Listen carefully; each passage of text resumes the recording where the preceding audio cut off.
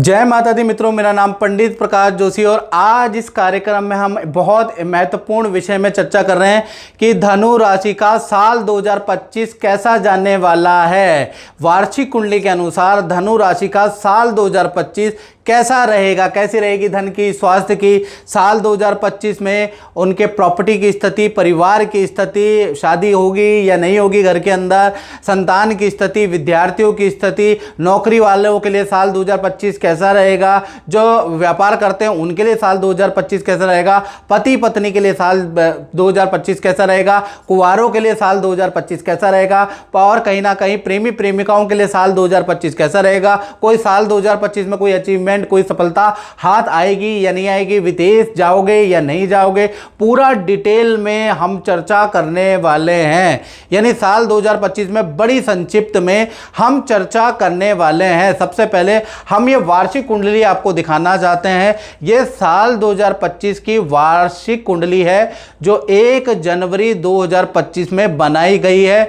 और क्योंकि भृगु संहिता के मत के अनुसार प्रेडिक्शन होती है मित्रों, तो कहीं ना कहीं जो पाराशर सिद्धांत फॉलो करते हैं उनको समझ नहीं आएगा, लेकिन ये बड़ी एक्यूरेट होती है। आपने देखा होगा मैं मंथली राशिफल, साप्ताहिक राशिफल करता हूँ, ये भृगु मत होता है और वो अलग मत है, अलग कैलकुलेशन है ज्योतिष की, जो कि सटीक बैठती है और लोग हैरान हो जाते हैं कि ऐसा कैसे बता दिया। तो अब इसके बारे में हम बात करेंगे कि साल 2025 आपके लिए एक्चुअली में धनु राशि के लिए कैसा रहेगा। यदि आपकी जन्म राशि धनु राशि है तो आप ये कार्यक्रम देख सकते हैं। यदि आपका बोलता हुआ नाम या से है या इसी लेटर से है और आपकी धनु राशि पड़ रही है तो भी आप देखेंगे। तो मेरा ये मानना है 60 से 70% आपको घटनाएं होती हुई नजर आएगी, चाहे आप सारी चीजें लिख लें।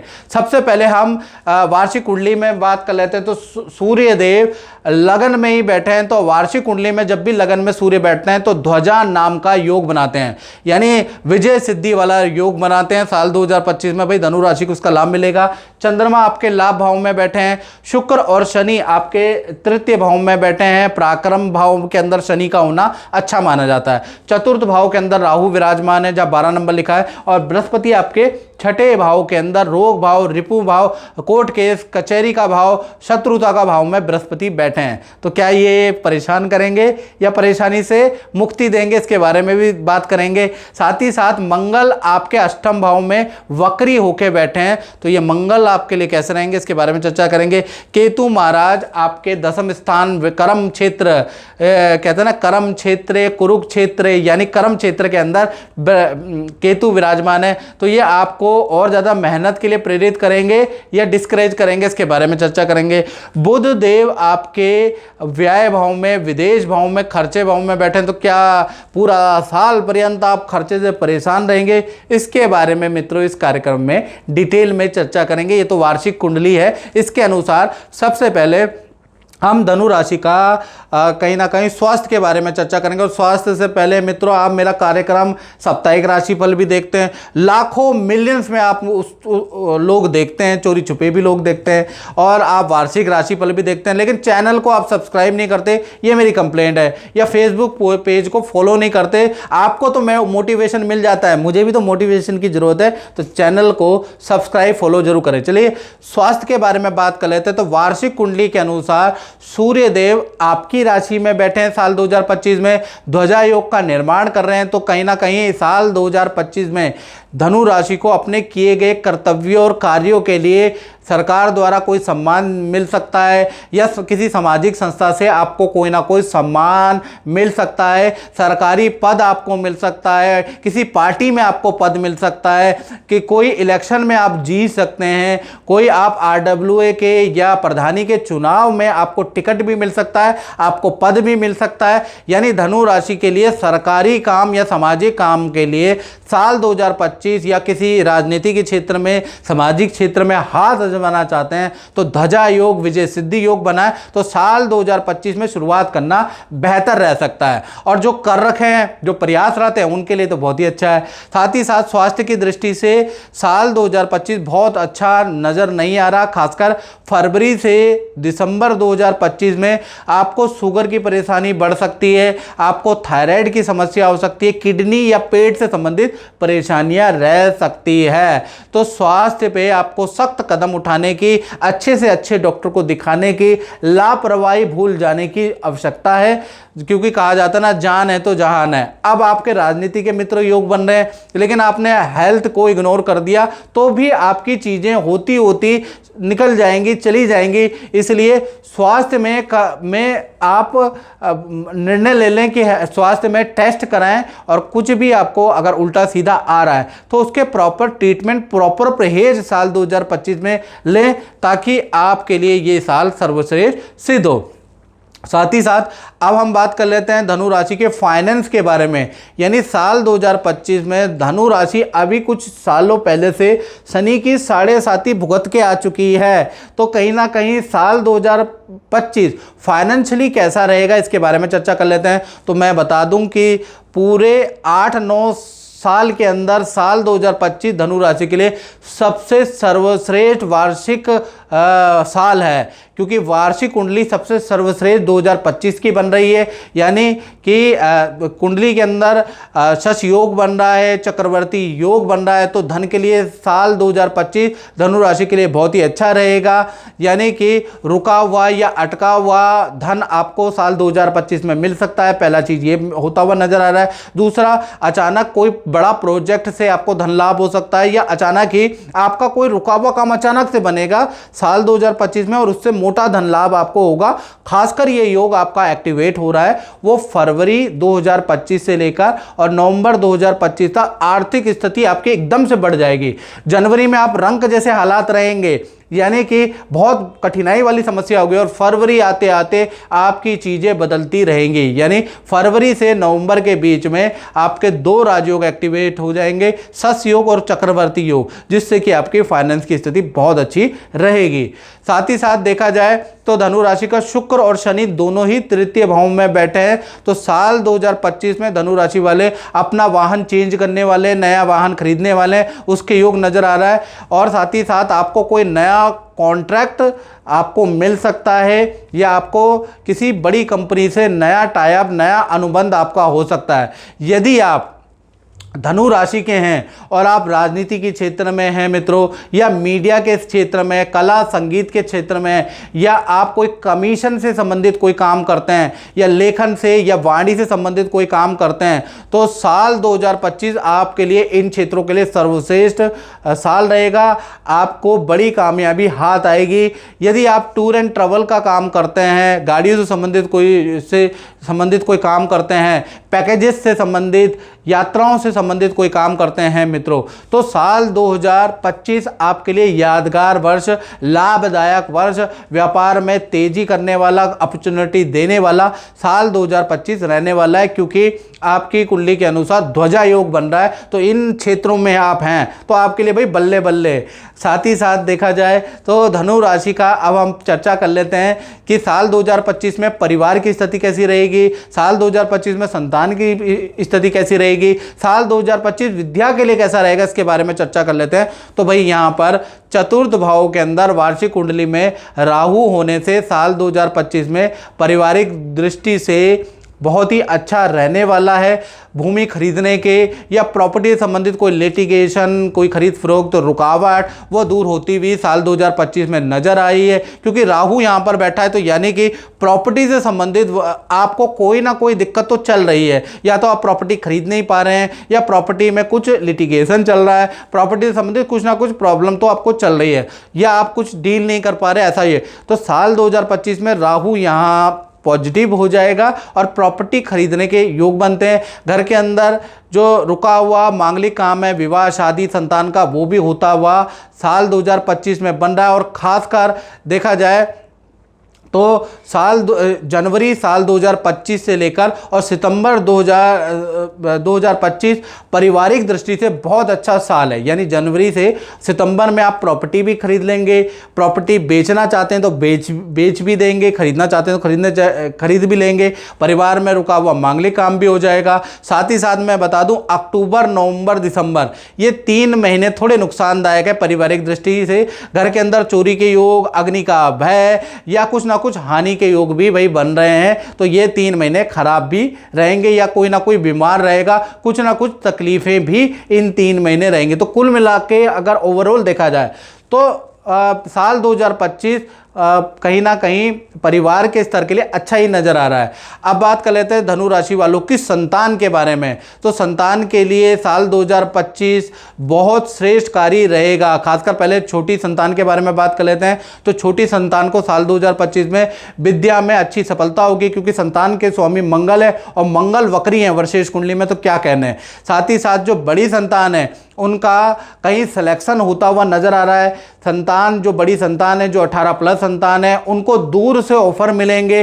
तो परिवार से दूर जाने के आपके बड़ी संतान के योग बनते हैं, या विदेश जाने के, या दूर दराज क्षेत्र शहर में जाने के आपके बड़ी संतान के योग बनते हैं। खासकर ये शुभ योग एक्टिवेट होते हैं मार्च से, यानी मार्च के बाद शनि का राशि परिवर्तन होगा, शनि मीन राशि में जाएंगे। तो कहीं ना कहीं जो बड़ी संतान है उनको कुछ ना कुछ मौके या अपॉर्चुनिटी मिलेगी। तो मार्च 2025 से और दिसंबर 2025 संतान के लिए बहुत ही अच्छा रहने वाला। अब हम विद्यार्थियों के बारे में बात कर लेते हैं।